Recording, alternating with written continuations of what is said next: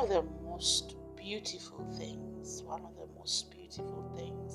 about the Friday prayers that I've come to appreciate is the fact that my teenage, can call them, there's one preteen and one was now out of teenagehood, but college age now, daughters are attending, and they're inviting their school, their campus going friends, their working class friends to join them and to join them and hear and get nuggets over what we need to pray over as a family, or as the people who have been told to man the family gate.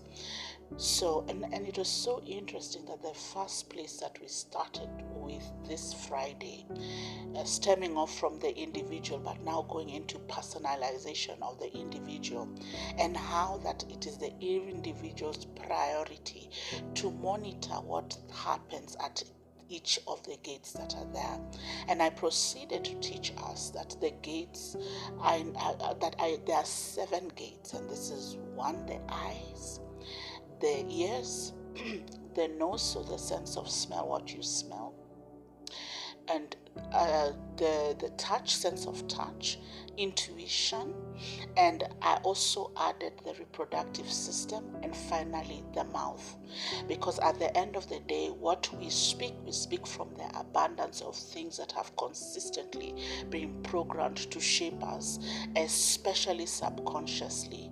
So now, medically speaking, the subconscious is the superior conscious, not the inferior conscious.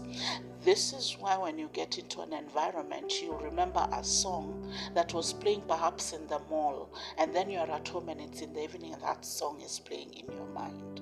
So this is again where the enemy will put pain, and not only cause pain just to inflict you, to give you a face to the pain for longer lasting remembrance. Because if you can give pain a face, you can always remember every time you see the face or something that reminds you of that face. And the other thing on top of just pain with the face, also it is putting emotion to the pain, which means that the face is attached to a certain emotion. That's why your mother offending you may be 10 times, 15 times, 20 times higher, depending on how you esteem her words towards you and her actions towards you, compared to perhaps a stranger. You may easily forget a stranger who hurt you and call that offense.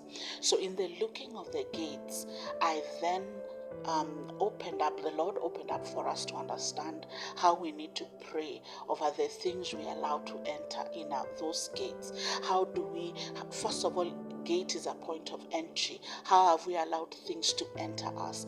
What speeches have we allowed to enter that will not be useful? Because I say, you can do things, but should you do them? There's too many sweet things for itchy ears. Everything, you sit down and listen to people, they are great nuggets, but the esteem of what you are is also to steward what you absorb through these gates. And the gates, again, I repeat, it is the eyes, the ears, the nose for smell, mouth, you have the sexual or the reproductive organ, you have the sense of touch and intuition. So again, I look forward to seeing you join us on Fridays, where we pray for the family and the families which we have been blessed to have. I want to say something quickly. Honor is not in the best, at the person is at their best version. Honor and respect is just given. It's just given. It is just given. Shalom.